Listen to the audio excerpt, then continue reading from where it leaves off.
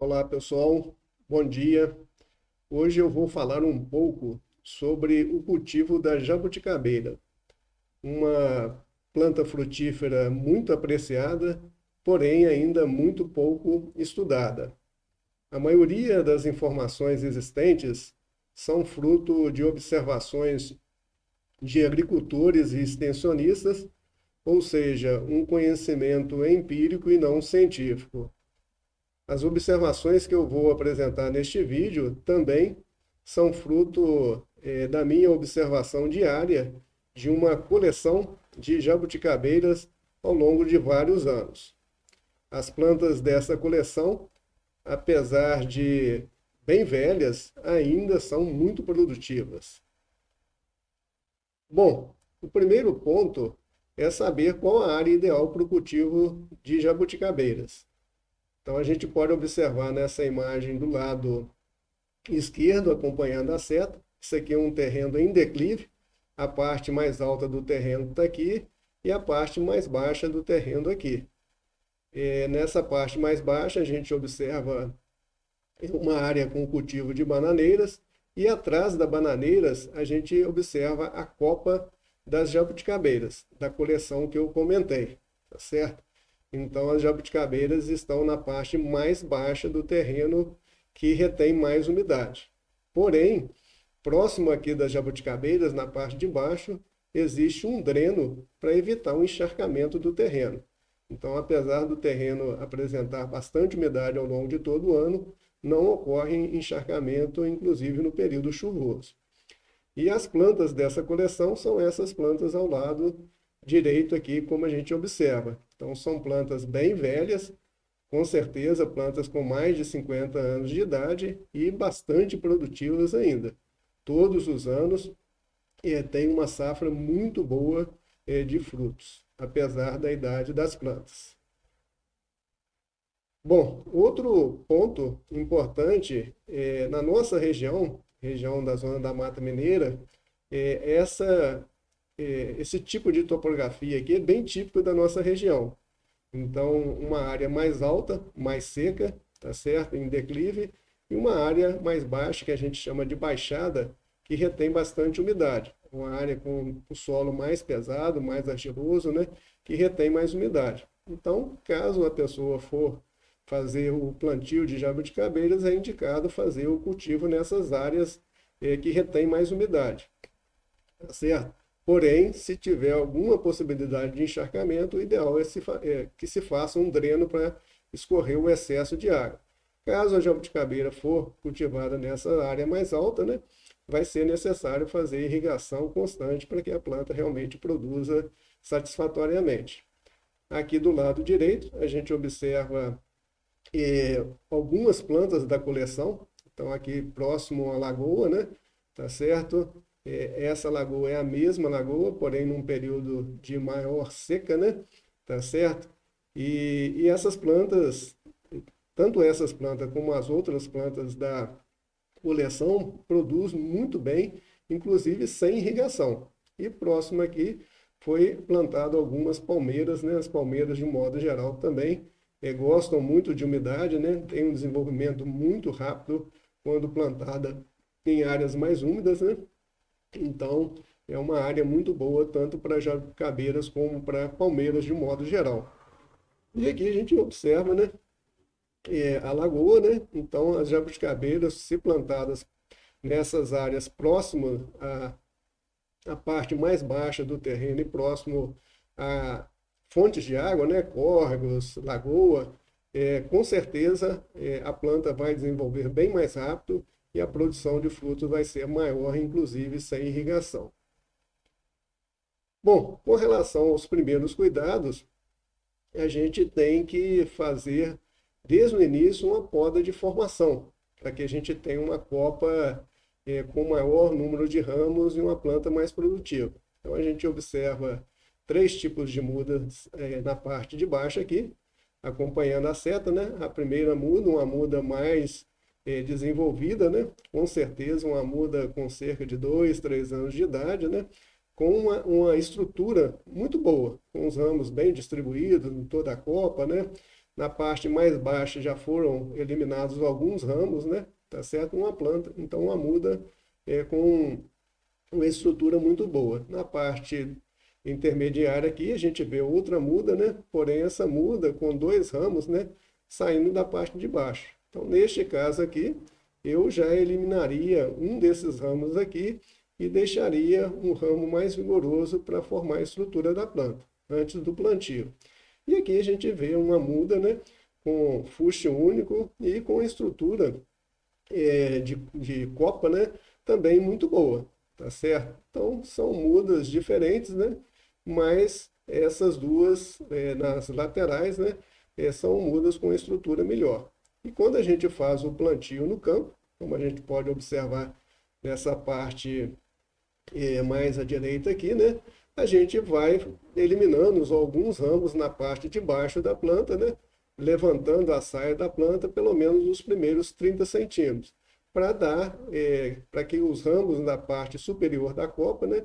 Apresentem um maior vigor e desenvolvam o mais rápido possível, tá certo? Então, este é o cuidado inicial, uma poda de formação. É uma poda diferente da poda de formação que a gente faz em outras plantas frutíferas, pelo fato da jabuticabeira produzir nos ramos, né, na parte mais lignificada.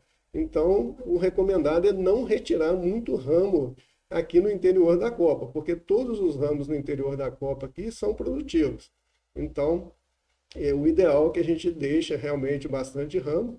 E o fato também da jabuticabeira apresentar folhas bem pequenas, o sol entra com muita facilidade no interior da copa aqui, como a gente vai ver posteriormente, tá certo? Então, a recomendação mais é eliminar alguns ramos, os ramos que surgem muito na parte de baixo da planta aqui, e um ou outro ramo na parte interior, mas não eliminar muitos ramos.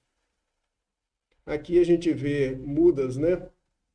Bem mais velhas, uma muda com cerca de provavelmente 6 anos ou mais de idade, né?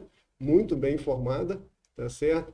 Uma estrutura de copa muito boa. Essa muda aqui, com certeza, quando for levada para o campo no mesmo ano ou no ano seguinte, com certeza já vai entrar em produção. Porém, são mudas muito mais caras, né? Tá certo? Então, em muitos casos, vale a pena porque você tem uma produção bem precoce, tá certo? Aqui na parte intermediária, a gente tem outra muda, com a estrutura de copa também bem interessante, porém, um ramo aqui saindo fora, né? Meio, fazendo com que a copa fique meio desuniforme. Então, na minha opinião, eu eliminaria esse ramo aqui e deixaria essa estrutura de planta, tá certo? E aqui uma outra muda, né, com vários ramos, né? Neste caso aqui eu eliminaria alguns ramos, principalmente os ramos na parte mais baixa da planta e deixaria uma estrutura um pouco mais na parte de cima aqui. Mas o importante é a gente não retirar muito os ramos, né? A gente simplesmente tentar padronizar, uniformizar, né, a copa para que tenha mais ramos, porque realmente o fruto vai sair nesses ramos, né? Então, se a gente eliminar muitos ramos, a gente elimina também a parte produtiva da planta, tá certo? Então, é um pouco diferente da poda de formação de outras plantas frutíferas. Aqui, um pomar com cerca de 5, 6 anos de idade, né? Tá certo? Geralmente o espaçamento recomendado para jabuticabeira varia de 6 por 6 metros até 9 por 9 metros, né? E como o espaçamento é um espaçamento mais amplo, então inicialmente o solo fica bem desprotegido. Então, neste caso aqui, o solo está coberto com mucuna cinza, né? Então, essa mucuna, além de evitar que plantas espontâneas, né, surjam aqui, principalmente capim colonial, né? Ele incorpora nitrogênio, incorpora matéria orgânica, né? Como a gente vê aqui, uma produção de uma biomassa bem interessante, né? E aqui a gente vê que a mucuna é bem agressiva, né? Então, subindo aqui na planta de jabuticaba.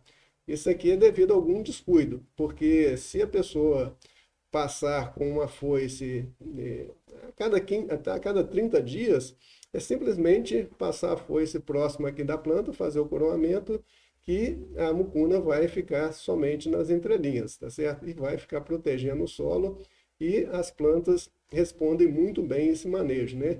Esse tipo de adubação verde, tá certo? Então é uma forma interessante, né, da gente proteger o solo e melhorar a qualidade do solo. E as plantas respondem muito bem. Com relação à poda de formação, que a gente comentou anteriormente, né, as podas devem ser bem leves. Por quê? Então aqui a gente vê aquela muda que a gente comentou anteriormente, né, uma muda bem interessante. Quando ela vai para o campo, ela produz uma copa, inicialmente uma copa até relativamente fechada, né? Então, algumas pessoas recomendam abrir toda a parte central da planta aqui, mas eu não vejo muita necessidade, em função das minhas observações a nível de campo, tá certo? Por quê? À medida que a planta vai ficando mais velha, a gente pode observar nessa imagem do meio aqui, ó, os ramos vão crescendo e a área foliar fica mais na parte superior da copa. Então, permite uma entrada muito boa de luz, permite uma aeração muito boa, né? Tá certo? Então, e todos esses ramos aqui são ramos produtivos. Então, se a gente eliminar muito desses ramos aqui, a gente vai eliminar muita parte produtiva da planta. Então, por isso que eu não vejo tanta necessidade de abrir muito a copa no caso da jabuticabeira, que tem uma copa um pouco mais rala, com as folhas pequenas, que permite uma boa aeração e luminosidade da copa, tá certo? Então, do lado direito aqui a gente vê, né, uma planta adulta com muitos ramos e o sol entrando aqui, né? Então, assim, é bem interessante essa observação. E aqui a gente vê uma planta, inclusive essa planta é da coleção que eu comentei com vocês, em que foi feita uma poda de abertura de copa, que a gente chama poda de formação em taça, que a gente elimina todos os ramos da parte central, né? Tá certo? Que na época, com certeza, os profissionais que fizeram a implantação do pomar, com certeza fizeram vários tipos de condução, de poda de formação, né? Para ver qual que realmente funcionaria melhor no caso da jabuticabeira. Porém, você observa aqui que tem muito pouca área produtiva, né? Então, por isso que eu não vejo uma importância tão grande de eliminar esses ramos aqui, tá certo? Então, com certeza, essa planta aqui é muito menos produtiva que uma planta como essa aqui, tá certo? Então, a gente tem que eliminar praticamente alguns ramos que está fechando muito a copa, ou que está tendo alguma dificuldade de manejo, mas tentar preservar ao máximo o número de ramos, porque praticamente todos os ramos são produtivos, como a gente observa na parte superior aqui, tá certo? E existe o caso também das pessoas plantarem a jabuticabeira e não fazer nenhuma poda, né, de formação, quando a gente observa neste caso aqui. Então a planta fica bastante vigorosa pelo fato de ter muita área foliar, né? Então ela vai fazer muita fotossíntese, vai produzir muitos fotoassimilados e vai ter um vigor bem interessante. Então, muitas vezes a pessoa planta, deixa a planta crescer sem muita interferência e depois simplesmente faz, né, uma poda, né, na parte mais baixa da planta, levantando a saia, né, a copa da planta. E a gente observa que internamente a gente tem ramos bem maduros aqui. Todos esses ramos aqui vão ser produtivos. Então, quando essa planta começa a produzir, inclusive na parte interna da copa aqui, mesmo uma planta mais fechada, a gente vai ter uma boa produção de frutos. Então, por isso que eu acho que não é muito interessante você ralear muito, eliminar muitos ramos na parte central da copa, no caso específico da jabuticabeira, tá certo? E aqui a gente observa, né? Então a planta, talvez com cerca de 8 ou 10 anos de idade, né? E à medida que ela vai envelhecendo, né? a área foliar vai ficando mais na parte superior, tá certo? E a copa vai ficando bem arejada, bem iluminada, né? Sem a necessidade de poda de abertura de copa. E os ramos aqui, todos os ramos produtivos, tá certo? Então, no caso da jabuticabeira, quando as plantas não são, não apresentam uma boa produção, eu observo duas coisas. Ou não é feito nenhum tipo de adubação, tá certo? Ou a planta está numa área muito seca, ou a planta está muito sombreada em função de outra planta frutífera, outra espécie florestal que está sombreando muito a planta, né?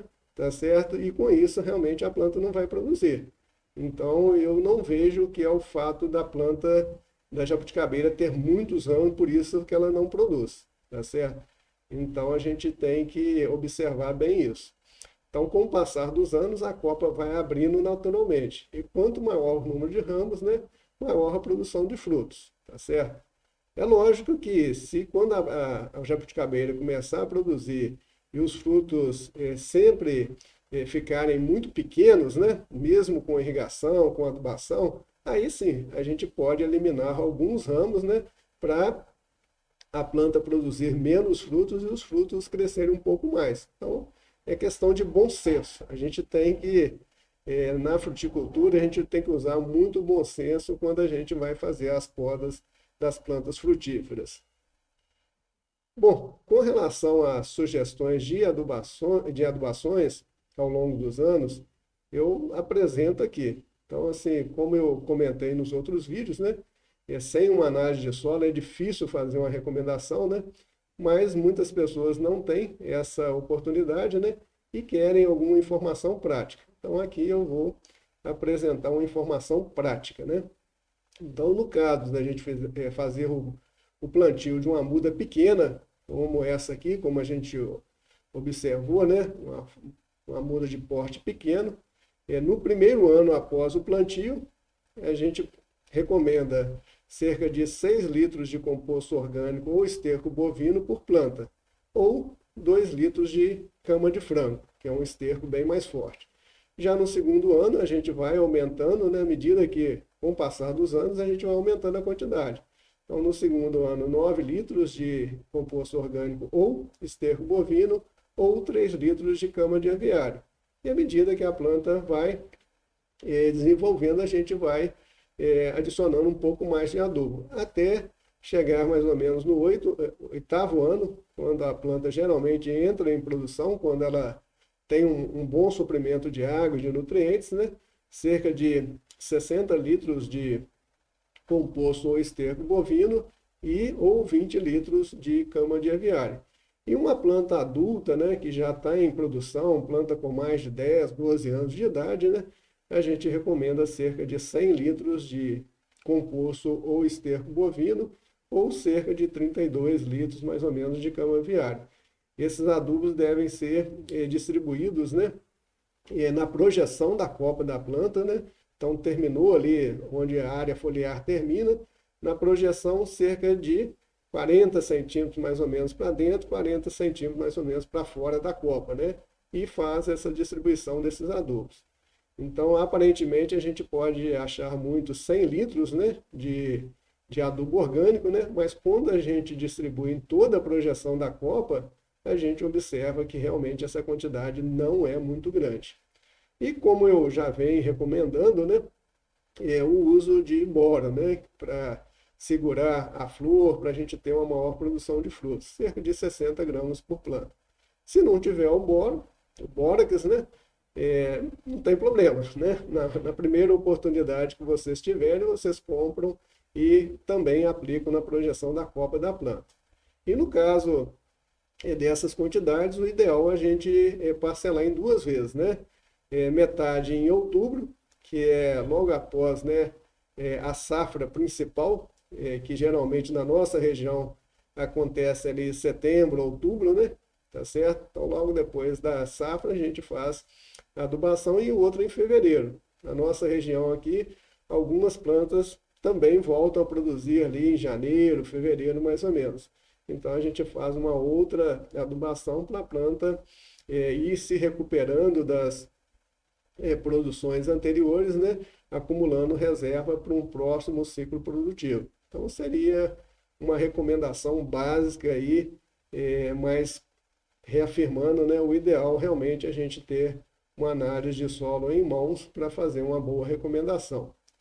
E no caso que da pessoa quiser fazer uma adubação de adubo orgânico junto com adubo mineral, né, seria você utilizar em planta adulta, né, em plena produção, planta com mais de 10, 12 anos de idade, né, usar metade da dose que a gente comentou anteriormente, né, então em vez de 100 litros, 50 litros de esterco ou composto, ou 16 litros de cama de frango, tá certo?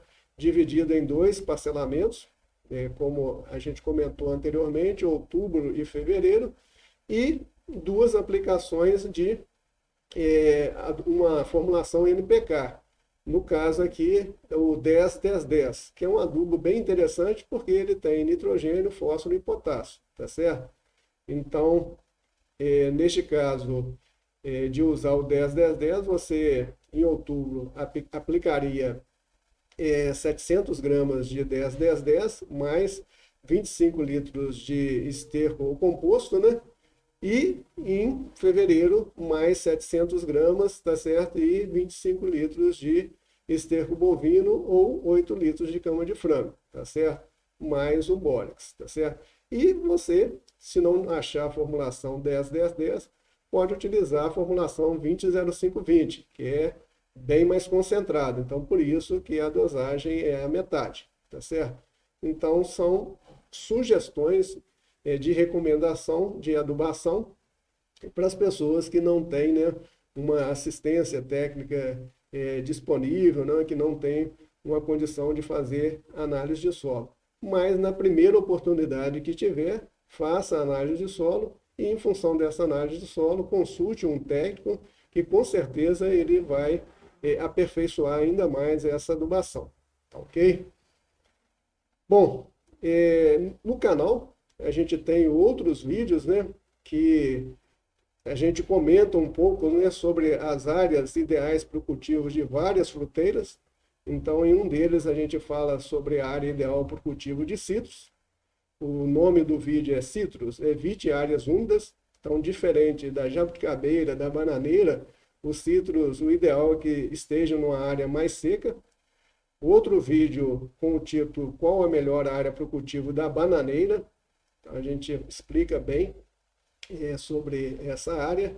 Outro vídeo, qual a melhor área para o cultivo do maracujazeiro. Outro vídeo sobre a área para o cultivo do mamoeiro. É uma planta bem sensível ao encharcamento, então a gente tem que ter alguns cuidados. Inclusive, né, fazer o plantio, né, em cima de um camalhão para drenar o excesso de umidade. E um outro vídeo, né, esse vídeo é um vídeo bem antigo, mas que eu acho muito interessante, que fala sobre o planejamento agroecológico de uma propriedade rural. Então, a propriedade tem diversos tipos de topografia, de terrenos, né? Então, o ideal é que a gente coloque cada cultura na área mais favorável possível para aquela cultura. Então, é um vídeo que eu considero bastante interessante para quem quer usar de forma bem racional toda a propriedade. Tá certo? Bom, pessoal, por hoje seriam essas informações que eu gostaria de passar para vocês. Um forte abraço e até um próximo vídeo. Obrigado.